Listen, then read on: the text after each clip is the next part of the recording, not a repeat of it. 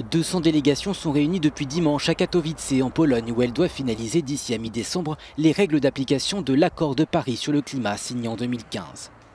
Pression supplémentaire, un nouveau rapport évoque une hausse des émissions mondiales de dioxyde de carbone de plus de 2% en 2018. Le président de la COP24 a évoqué au micro d'Euronews ce qui est désormais le plus grand défi des gouvernements, appliquer leurs promesses. Nous ne discutons plus de s'il faut, mais de comment le faire.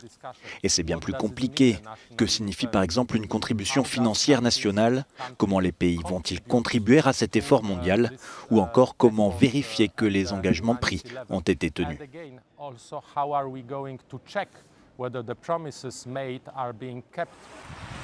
Une COP24 qui survient en plein mouvement des Gilets jaunes en France.